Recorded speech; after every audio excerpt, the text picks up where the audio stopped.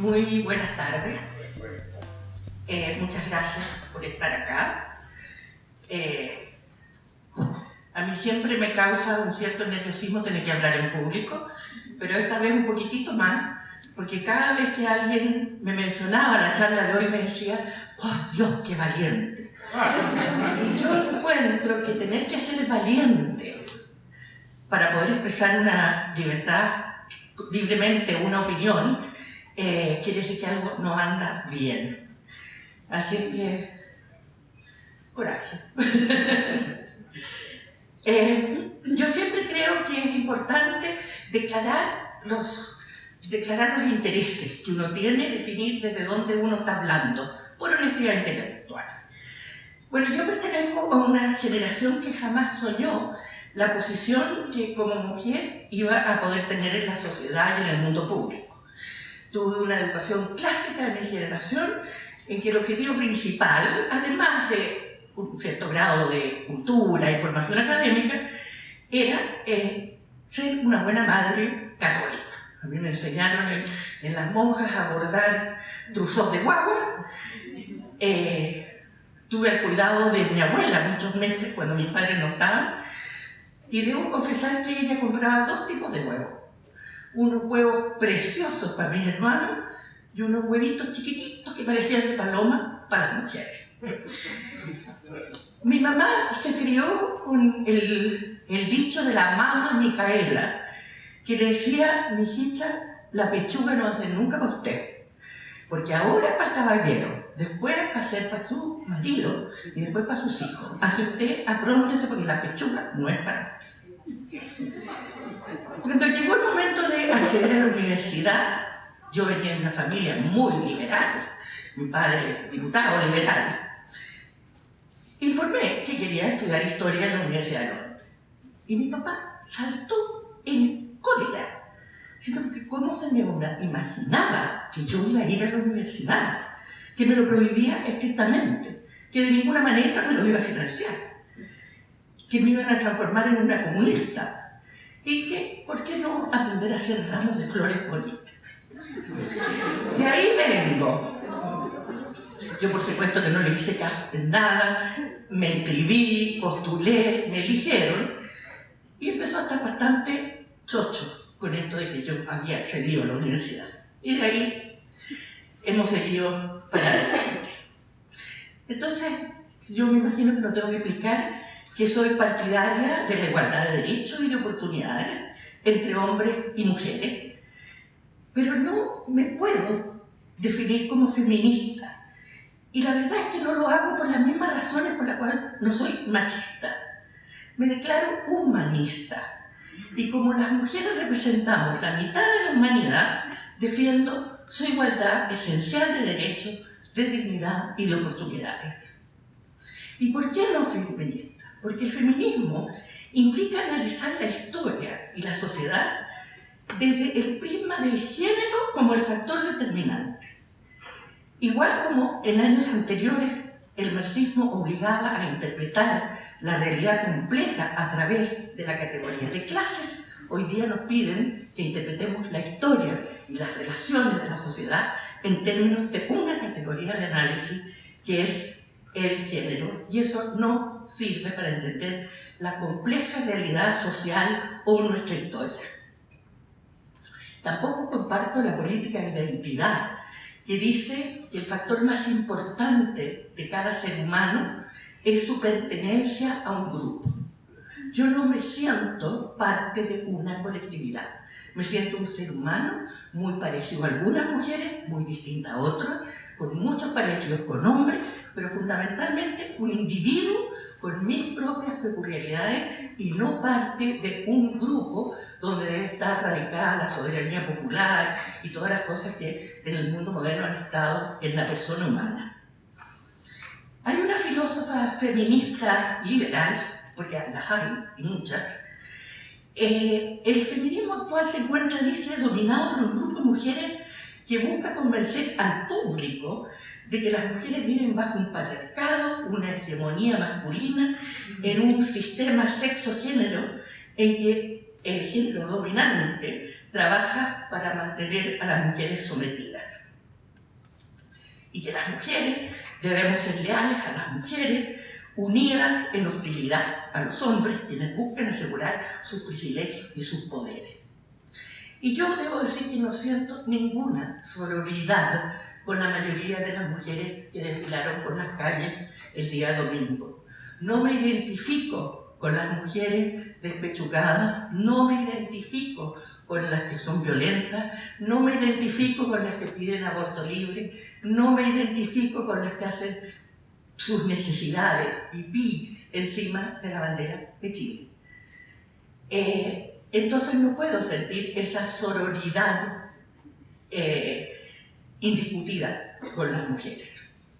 Tampoco me representan necesariamente las mujeres en política, y por eso no puedo estar de acuerdo con la paridad recientemente aprobada, por la sencilla razón que las parlamentarias mujeres, la verdad, es que no puedo pensar solo en una mujer parlamentaria que de alguna forma me representa, y puedo pensar en muchos hombres que sí me representan en mis ideas.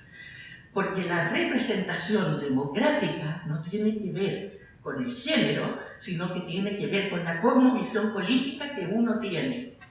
Y en ese sentido, creo que la paridad, además de estar basada en un presupuesto indigno, que es la inferioridad de las mujeres, porque ese es el supuesto, como voy a hablar después, en el cual está basado, no va a mejorar. De hecho, está destruyendo algunos elementos esenciales de la democracia.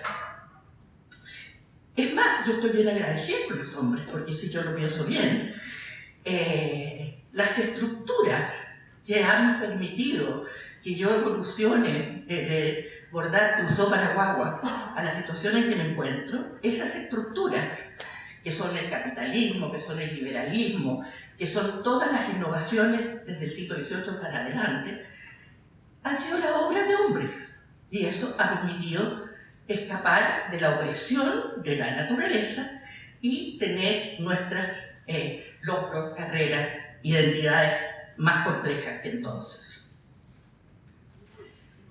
Pero existe una ideología del hombre opresor, de una masculinidad tóxica. Esto se ha hecho sentir y se ha creado una cultura educada, fomentada en las universidades, fomentada en los departamentos de las humanidades, fomentada en los estudios de género, que denigra rutinariamente la masculinidad y la condición del hombre. El violador eres tú, es la metáfora para mí de lo más tóxico que puede existir en términos de lo que debe ser la relación en una sociedad civilizada entre hombres y mujeres. Bueno, el feminismo actual se basa en ciertos supuestos. Primero, en la teoría del género, todo lo cual voy a explicar, en la idea de la discriminación sistemática de los hombres en contra de las mujeres, de lo femenino como la identidad prioritaria que determina todo. Depende también de la valoración de lo público muy superior a lo privado, y curiosamente es una sobrevaloración de los criterios propios de la masculinidad por sobre lo femenino. Espero poder explicarme. Y también una sobrevaloración de la importancia de la retribución monetaria por sobre otras satisfacciones y opciones que libremente las mujeres podemos elegir. A mí siempre me llama la atención que cuando los millennials deciden que quieren trabajar menos porque quieren una mejor calidad de vida y tienen que ir al sudeste asiático, todo el mundo los aplaude porque eso es un paso adelante hacia una mejor calidad de vida. Pero si lo hace una mujer, es una pobre oprimida que por impuestos, que los hombres le han impuesto estas condiciones de vida donde ella a lo mejor, como voy a ver, valora más otras recompensas que meramente el ingreso. Bueno, la teoría del género se sustenta en la creencia, y es una creencia que no está avalada por la ciencia. Aquí hay un verdadero complot cultural en contra de lo que es los descubrimientos científicos modernos que han permitido los estudios de la psicología evolutiva y la neurociencia. Se sustenta entonces en la creencia de que la mayoría de las diferencias entre hombres y mujeres, y ciertamente sus roles y sus funciones, no responden a su naturaleza sexuada en nada. No responden a la originalidad de lo femenino y de lo masculino, sino que a diferencias de género. Vale decir que no existe ningún fundamento natural, biológico, irrevocable, sino que todas las diferencias que hoy día nosotros vemos en la sociedad entre hombres y mujeres habrían sido construidas culturalmente, deliberadamente, en forma artificial, a través de la historia, en beneficio de los hombres, creando una discriminación de carácter sistémico en contra de la mujer. En otras palabras, la biología no existe, no habría una naturaleza propiamente femenina o masculina que, aunque sea parcialmente, determine los roles que asumimos en la vida en común. No solamente eso, sino que ya no solamente no acepta la naturaleza masculina y femenina, sino que dice que el género es algo fluido, que va cambiando, que nadie tiene por qué someterse a esta elección binaria en que tiene que elegir entre ser hombre y mujer, porque en la teoría de género las personas no nacen con un sexo, sino que se les pregunta qué sexo le fue asignado a usted al nacer. De manera que, qué género le fue, de manera que se produce esta disasociación completa entre lo que es el sexo biológico y el género entendido exclusivamente como una creación cultural. Bueno, y si esto es así, obviamente, cualquier diferencia que se dé en la sociedad entre los rendimientos o entre las actividades o entre hombres y mujeres son construcciones artificiales para mantenerla sometida. Y como son construcciones construidas culturalmente, pueden ser deconstruidas a través de la acción centralizada, sistemática del Estado, creando una serie de medidas supuestamente protectoras de las mujeres. Entonces, si no existe una paridad exacta de género en algún área de la vida social, como en la ciencia, la música, la ingeniería, etcétera, etcétera, esto no tiene nada que ver con ninguna otra circunstancia, sino que nada más que con una cultura criada para mantenernos en la subordinación. Entonces la pregunta que tenemos que hacernos es, ¿somos realmente iguales los hombres y las mujeres?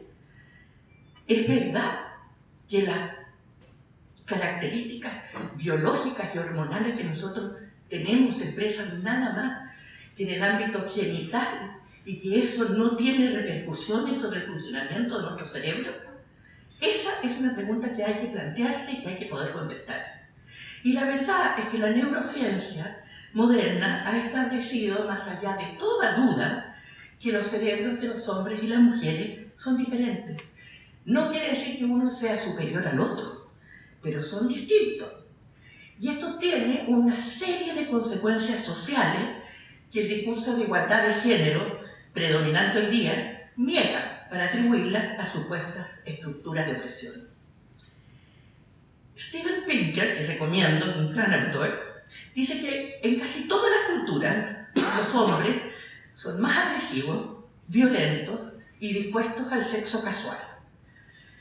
Todas las diferencias a nivel de cerebro, que son productos de la evolución, la misma que hizo que en promedio los hombres sean físicamente más grandes que las mujeres.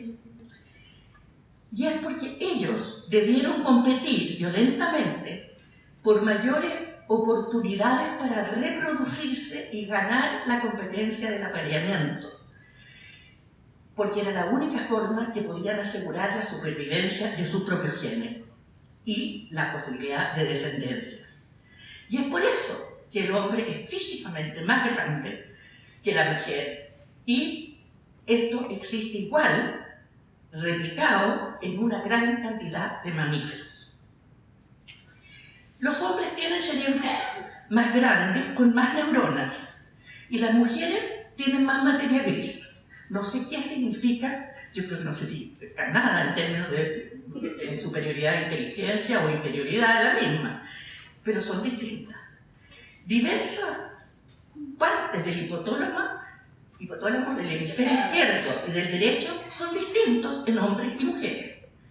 Y los niveles de testosterona tienen impactos muy diferentes en la conducta masculina y la femenina, al igual que los estrógenos también tienen influencia, al parecer, en los procesos cognitivos.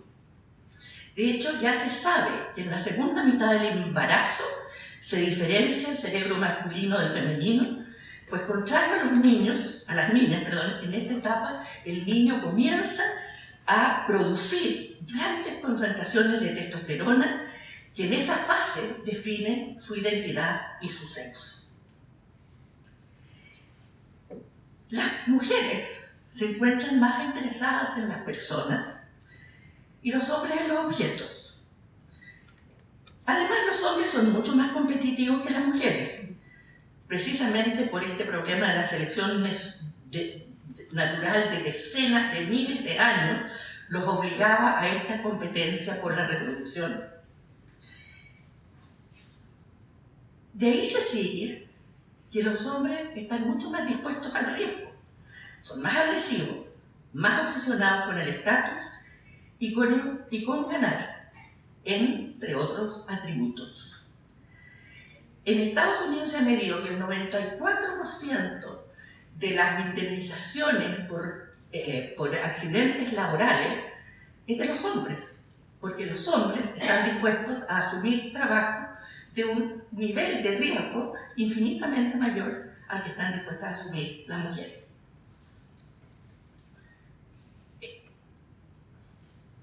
Y yo creo que estas condiciones tienen algo que ver con la disposición de las mujeres a incorporar una dimensión comunitaria y relacional en su vida laboral. Y esto ocurre no solamente en las que tienen hijos, ocurre igualmente en las que no lo tienen. Entonces una pregunta que es clave es, ¿por qué no hay más mujeres en las ciencias duras, matemática y física? Yo no sé si ustedes se acuerdan que a Larry Summers, el economista que era decano de Harvard, lo despidieron por hacer esta pregunta que estoy haciendo yo en este momento.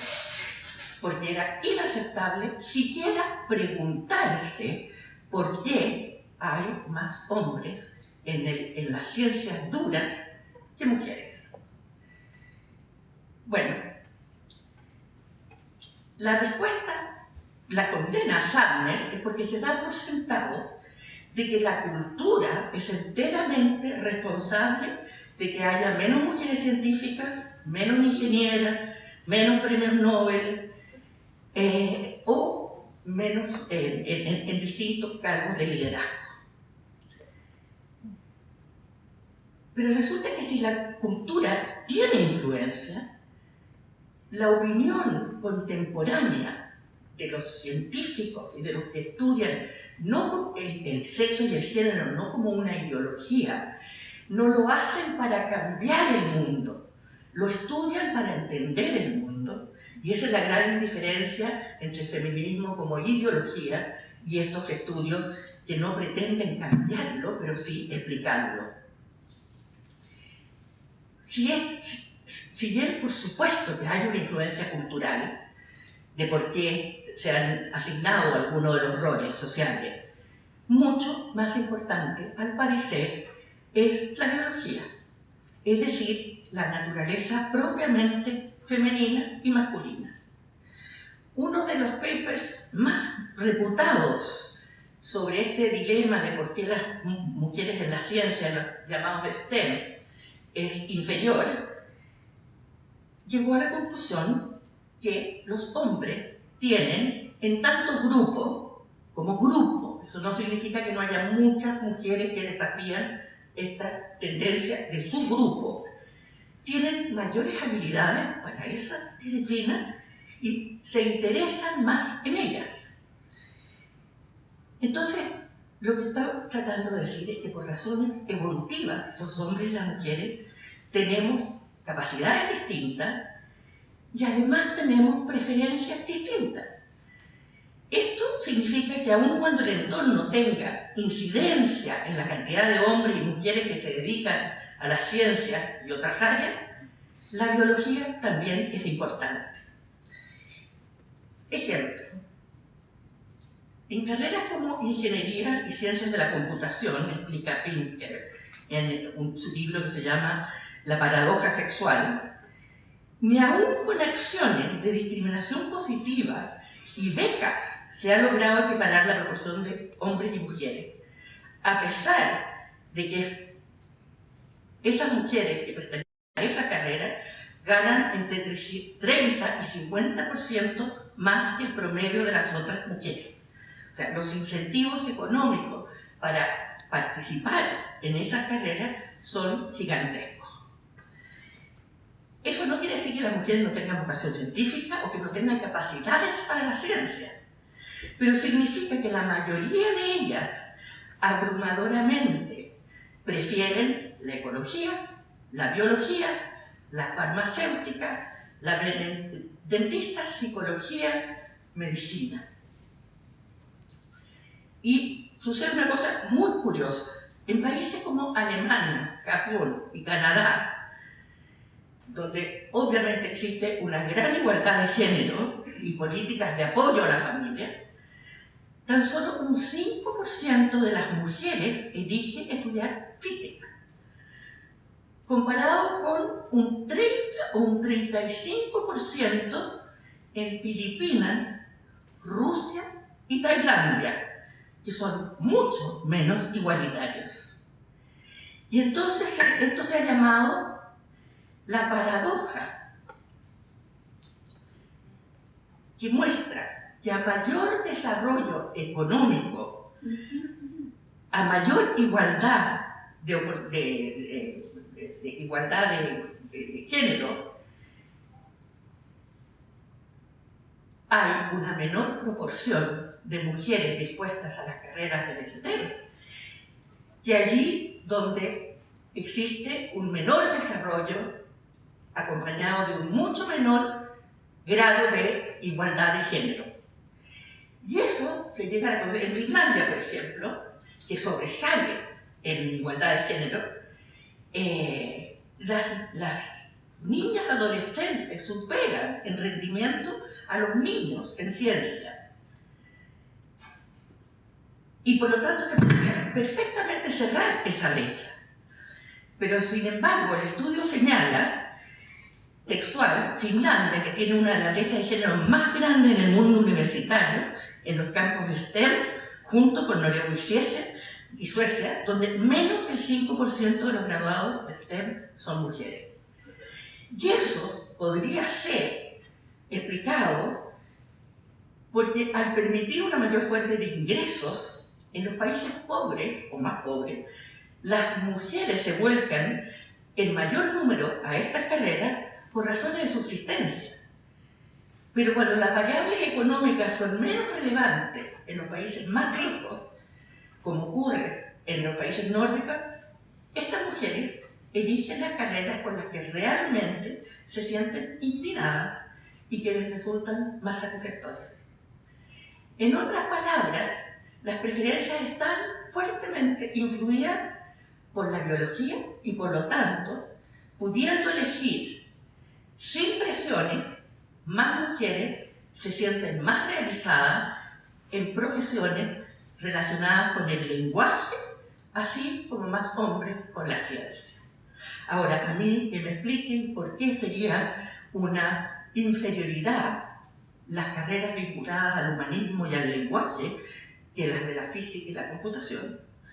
Solo se me ocurre en la remuneración, porque en términos de entender el mundo, ambas son igualmente importantes y a mi juicio una más que otra. Pero eso es una información. Bueno, ahora, ¿quiere decir esto que la cultura no importa? Por supuesto que no quiere decir eso. La cultura importa. No necesito explicar que yo no soy marxista. Pero cada día creo más que Marx tenía un cierto grado de razón cuando decía que las formas de producción, los cambios materiales en las condiciones de vida, de alguna manera afectan las narrativas culturales que los seres humanos nos damos a nosotros mismos. El caso es que la narrativa que acompañó a la mujer antes de su revolución radical, que ha significado la incorporación última al mundo moderno, a su autonomía, a su libertad, etcétera, etcétera, había una narrativa cultural que era perfectamente funcional al rol que debía desempeñar la mujer bajo esas circunstancias. Porque la verdad es que no todo lo que ha sido culturalmente desarrollado a través de los tiempos es necesariamente malo o contradictorio con los aspectos biológicos. Por el contrario, suele existir una gran simbiosa, muchas veces perfecta, entre los requerimientos de la supervivencia de la especie en su sentido más amplio y complejo y la creación por parte del ser humano de las instituciones culturales, de las normas, de las mentalidades, de las actitudes que son más aptas para cumplir esa función y que mientras cumplen esa función en forma eficiente perduran en el tiempo. Así, por ejemplo, el rol de la mujer en la maternidad y en el cuidado de los hijos no es una imposición arbitraria de la sociedad patriarcal que intenta que los costos de la mantención de la especie corran injustamente por cuenta de ella. Están ligados a la supervivencia de la especie. En los tiempos en que no existía otra forma para mantener la supervivencia de la especie que una cultura que enfatizara la importancia de la maternidad, no habríamos tenido especie. Y voy a tratar de explicar por qué eso es así después. De partida, antes de la revolución demográfica y de los métodos modernos de control de la natalidad, las mujeres que vivieran en promedio 30 años debían tener 16 embarazos para que 2 hijos sobrevivieran y llegaran a la adultez y así asegurar la reproducción de la especie. Y por lo tanto, era indispensable que pasaran una proporción muy elevada de su vida dedicada a la procreación. Las condiciones necesarias para asegurar la sobrevivencia material estaban eminentemente vinculadas a la fuerza física y una visión del trabajo racional recomendaba una dedicación del hombre al mundo externo que dependía para la producción y para la economía de la fuerza física y de la mujer en el mundo más privado de la familia. Estas condiciones y muchas otras, más que un complot deliberado de los hombres por oprimir a las mujeres, explican, creo yo, la adjudicación de los roles culturales distintos para hombres y mujeres. Esto llevó, como decía, a la creación de un relato coherente que no es el relato más funcional hoy, porque han cambiado los sistemas de producción y las condiciones para la reproducción de la especie. Pero lo que yo reclamo es que hagamos una narrativa, un relato respecto a la mujer que tenga bases científicas que reconozca sus preferencias espontáneas y no sea meramente un conjunto de ideologías.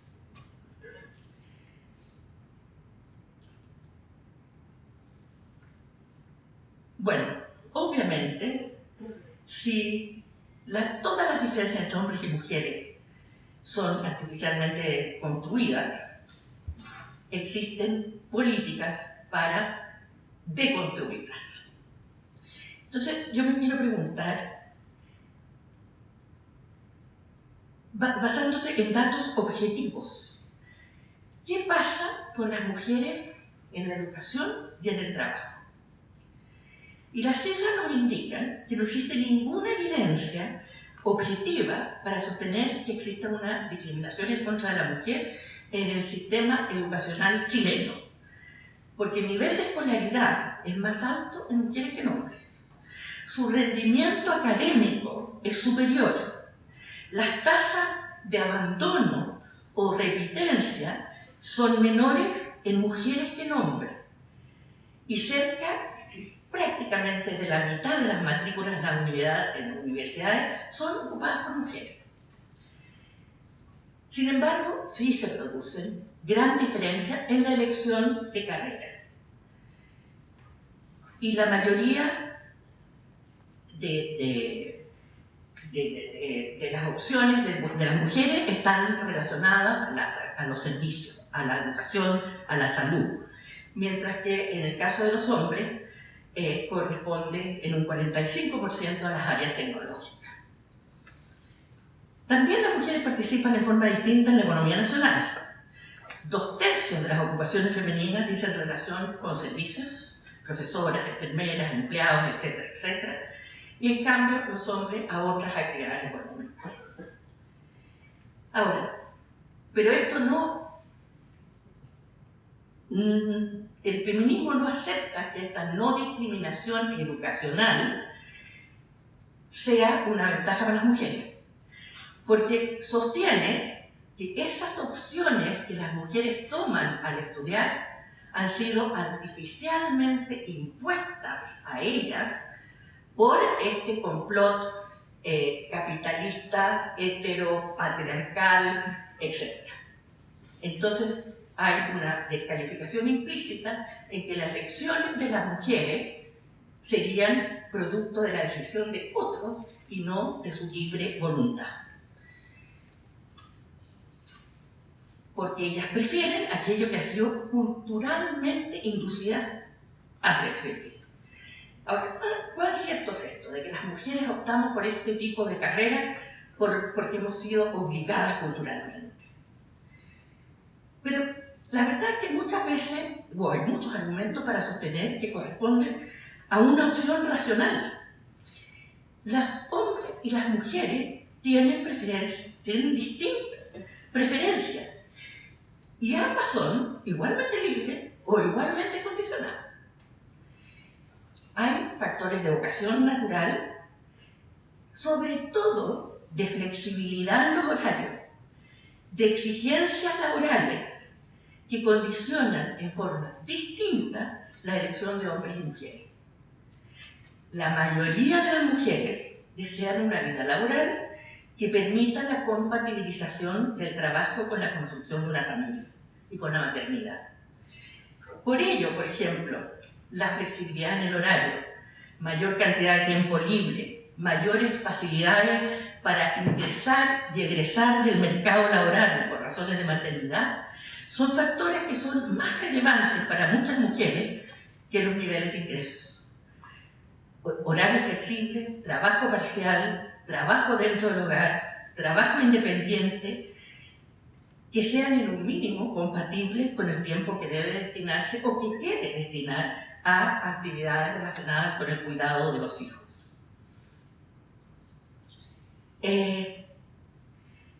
Y para dejar el tiempo para esto, me voy a plantear una pregunta. ¿En qué medida los avances que ha experimentado la mujer se deben a las feministas que nos han precedido?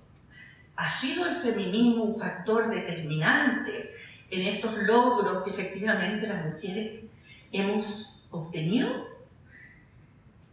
por supuesto que en alguna medida sí, pero yo quiero sostener, y yo sé que es tremendamente polémico, que hay otros factores que han sido más relevantes para producir esta emancipación de las mujeres.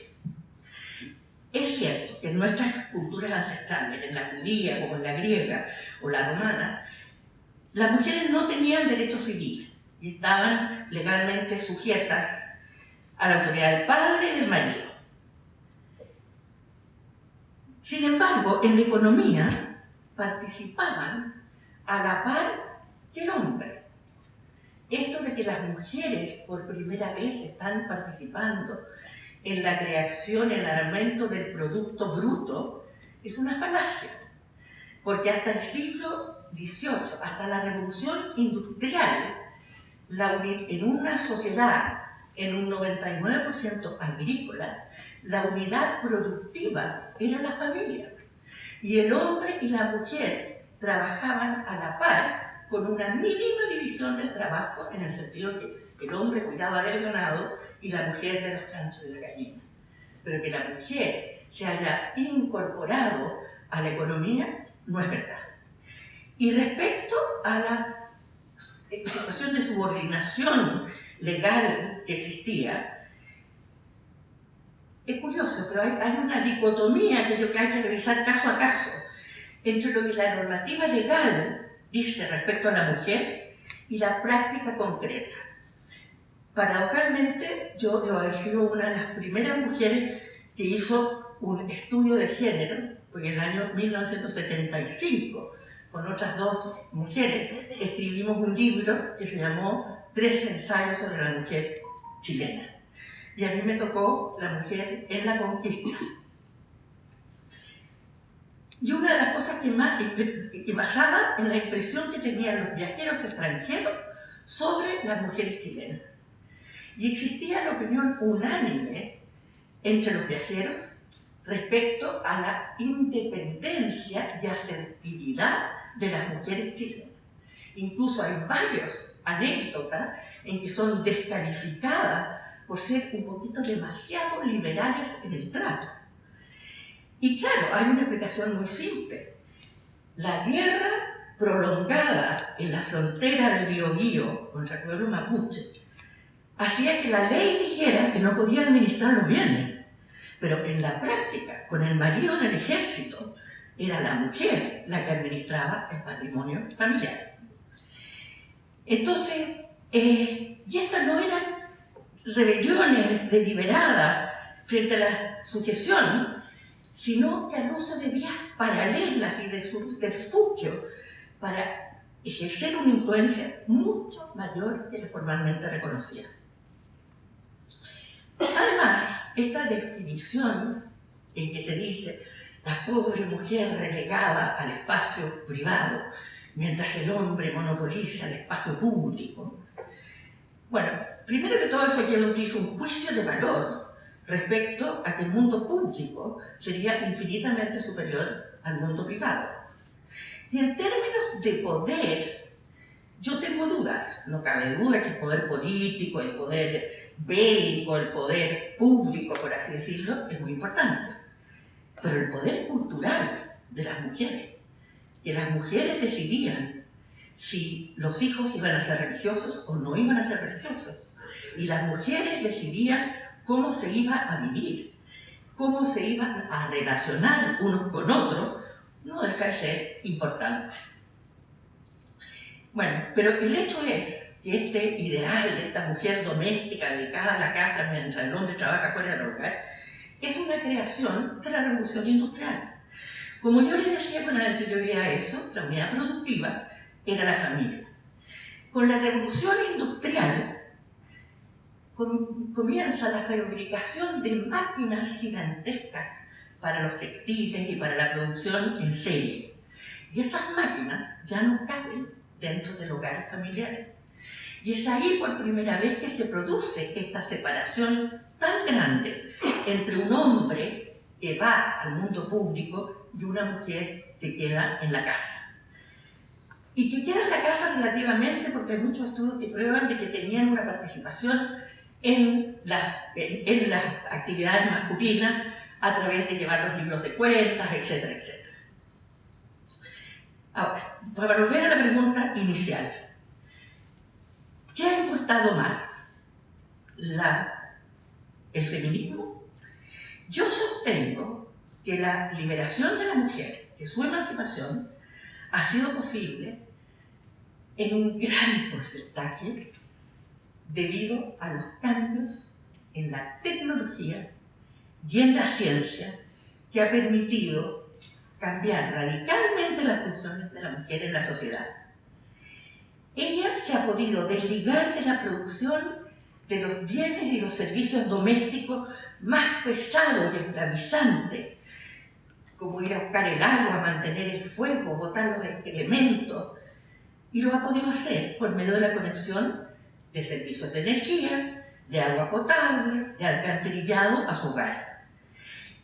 Y eso permitió la liberación de una parte importante de la fuerza de trabajo femenino para la producción de bienes y servicios fuera del hogar.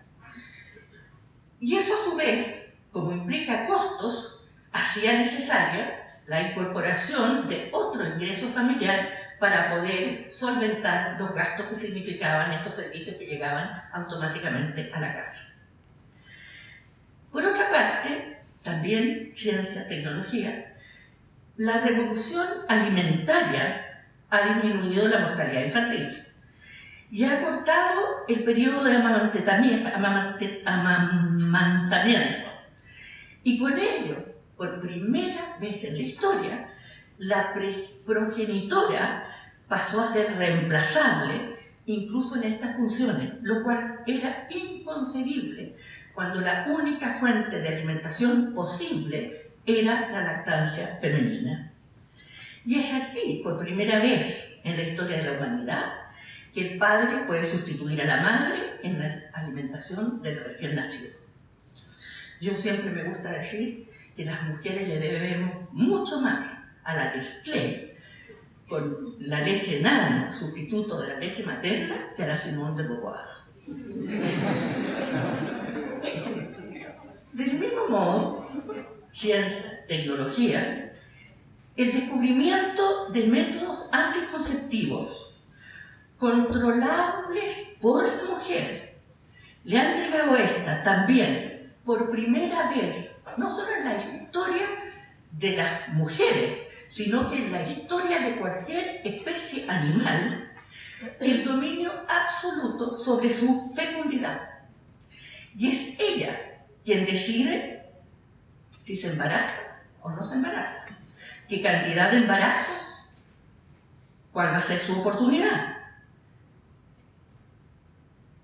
con quién lo hace, o si no lo hace con nadie, y lo hace con un donante anónimo.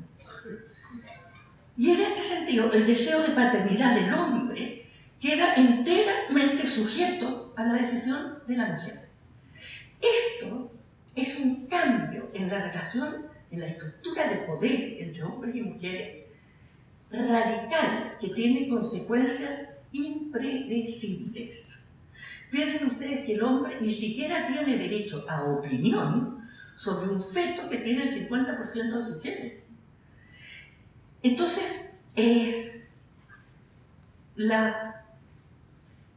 si tenemos una perspectiva evolucional de la evolución, este control de la fecundidad, este control sobre la reproducción de la especie, le ha dado a las mujeres una ventaja notable sobre los hombres, que vamos a ver cuál va a ser su desenlace final. Y bueno,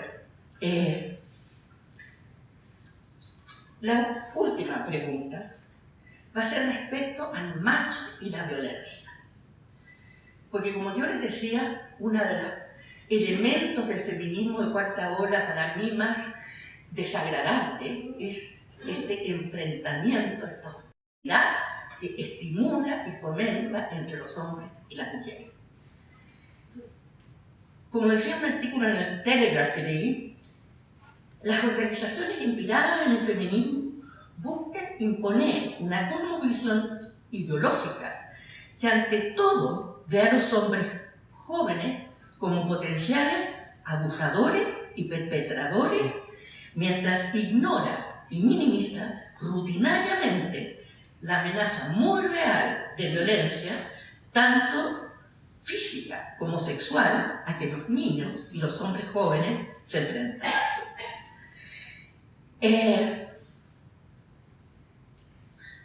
La verdad es que se ha creado un clima de opinión una identificación entre violencia y violencia de género que es vista exclusivamente como violencia masculina, como si esa fuera la única forma de violencia. Y de este modo nosotros estamos excluyendo de la denuncia y de la conmiseración a miles de hombres que también son víctimas de las peores formas de crueldad. La violencia ejercida, por supuesto, y esto hay que reconocerlo, que la violencia ejercida en el ámbito de la intimidad, en las relaciones afectivas, tiene una connotación particularmente perversa y merece un rechazo universal. En este contexto, la violencia contra la mujer es inaceptable, es repudiable. No hay duda, en los delitos de violencia doméstica son las mujeres las principales víctimas. Y en el 2018, solo un 16,4% de la violencia doméstica fue cometida por mujeres. Sin embargo, y para tener una perspectiva más equilibrada de la magnitud del problema y de la violencia doméstica que realmente existe, quisiera recalcar que del universo total de hombres chilenos mayores de 18 años, un 1,1% violentó a mujeres y el 98,9% no ha sido abusador ni asesino ni ha ejercido violencia alguna contra la mujer. Eso me permite a mí decir que el violador eres tú es una aberración. Iba a hablar sobre las brechas salariales, pero solo voy a decir una cosa. Los últimos estudios muestran que las brechas salariales tienen bastante que ver con, no es nada más que, de partida, la brecha, porque esto es importante, la brecha salarial es medida en general como la diferencia relativa en los ingresos brutos promedios de las mujeres y de los hombres dentro de la economía en su conjunto.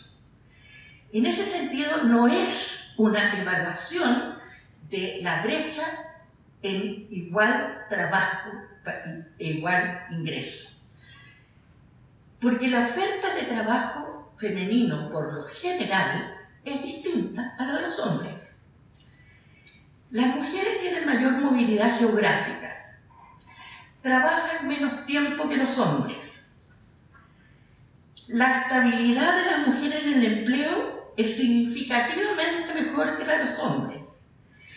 Esto se traduce en que una mujer, en promedio, presenta una probabilidad 11 veces superior de renunciar voluntariamente a su trabajo que un hombre. Un hombre permanece en promedio 3 años en su trabajo, mientras que una mujer 8 meses. Y esto se explica como consecuencia de que muchas mujeres dejan de trabajar después de su primer hijo y en muchos casos no regresan hasta que estos han crecido. Por lo tanto, la teoría de la discriminación en el tema de empleo y remuneraciones entre hombres y mujeres debe ser analizada con bastante más rigor, ya que las diferencias pueden ser ajustes de mercado y deberse por sobre todo a las rigideces del sistema laboral, pero a su vez responden a preferencias específicas de la mujer que trabaja.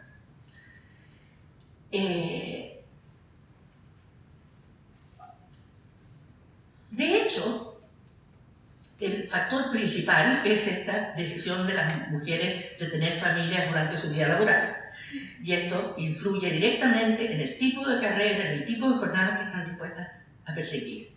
Eso significa que en su mayoría las mujeres tienen mucho menos experiencia laboral que los hombres. Y en ese contexto tienen ya una calificación distinta.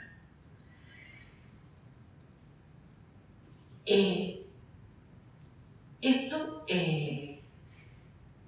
está comprobado también por el hecho que las diferencias de ingresos al inicio de las carreras laborales entre hombres y mujeres con idénticas profesiones y cargos no existen.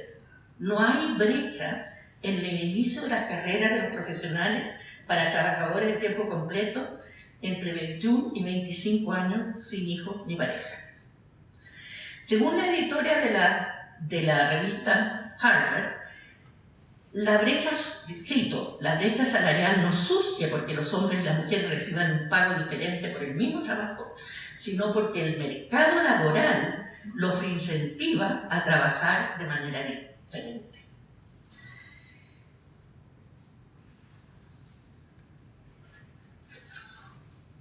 Hay mucha evidencia que voy a tener que dejar pasar. Estoy segura que lo vamos a transformar en un estudio de desarrollo por algún lado. Bueno, para concluir, ¿por qué subsiste la diferenciación social de los roles sexuales? Hay fundamentos biológicos y hay un factor que es muy importante. Los cambios culturales son mucho más lentos. Y yo, al haber hablado todo lo que he hablado, no estoy haciendo un juicio de valor respecto a que sea negativa la participación paritaria en el mundo laboral. Muy por el contrario, creo que hay muchas razones por las cuales las mujeres tienen que incorporarse mucho más a posiciones de dirección, a posiciones de toma de decisiones, y que las empresas cometen un error si eligen a sus directores o a sus grandes ejecutivos exclusivamente en el universo del 50% de los habitantes de este país, porque los talentos están aleatoriamente distribuidos y por lo tanto no están asegurando necesariamente a los mejores. Pero sí van a existir siempre estas... y eso no se produce más por cambios culturales, porque son más lentos. Y los cambios culturales no pueden ser efectuados en forma centralizada e impuestos por los gobiernos. El domingo, Carlos Peña escribía que la ley de paridad era la gran revolución cultural que se había producido. Y yo me tengo que contener para no contestarle, no es una revolución cultural, es una ingeniería social, porque revolución cultural va a haber cuando espontáneamente más mujeres voluntariamente sean elegidas por la ciudadanía. Ahí podemos decir, hubo una revolución cultural. Bueno, insisto, en el mundo posmoderno el trabajo femenino es un valor. Y es un valor no solo para la economía, sino para la sociedad en su conjunto. El principio de subordinación de la mujer al hombre ya no es legítimo, ni siquiera como un deber, como un bien deseable. El poder de decisión dentro de la pareja hoy día es y debe ser compartido. Cualquier nuevo modelo contempla necesariamente la autonomía de la mujer y la participación de ambos en las decisiones importantes. Para terminar, una anécdota. Una vez tuve una conversación con Delfina Guzmán, muy feminista, y entonces me dijo, mira, hijita, el problema es que estas tontas de las mujeres se dedicaron a la emancipación genital. O sea, aquí lo único que importa es la emancipación de la billetera. Y yo creo que tiene toda la razón. La autonomía económica de la mujer y del hombre es la gran garantía de el desarrollo pleno del potencial y talentos de las mujeres. Bueno, vivimos también un momento muy especial que nos favorece enormemente. En la sociedad de la información y del conocimiento, las retribuciones por el trabajo están altamente condicionadas por la educación. Y los requerimientos, las habilidades que hoy día las empresas requieren, son tremendamente compatibles y coherentes con estas disposiciones biológicas de las mujeres. Hoy día la producción no requiere fuerza física, requiere cooperación, requiere trabajo en equipo, requiere sensibilidad, requiere inteligencia emocional, requiere la capacidad de crear comunidades, y las mujeres tenemos una ventaja extraordinaria en ese mundo. Bueno, pero sobre todo, mi objeción a la retórica inflamatoria feminista es porque las mujeres no nacemos ni estamos condenadas a ser víctimas. De un grupo de víctimas, de mujeres víctimas, nos salen mujeres empoderadas. La victimización es una opción que mutila a la mujer, que le socava su autoestima y que nos deja indefensa para desarrollar nuestro potencial. Nos hace vulnerables, sometidas a una especie de síndrome de Estocolmo y buscando siempre la culpa en otros. La culpa de todo, si la aceptamos que somos víctimas, la culpa de todo va a estar radicada siempre en el otro, y ese otro va a ser siempre el hombre. Y así creo yo que perdemos autonomía para determinar nuestra valía y elegir nuestro destino con libertad. Muchas gracias.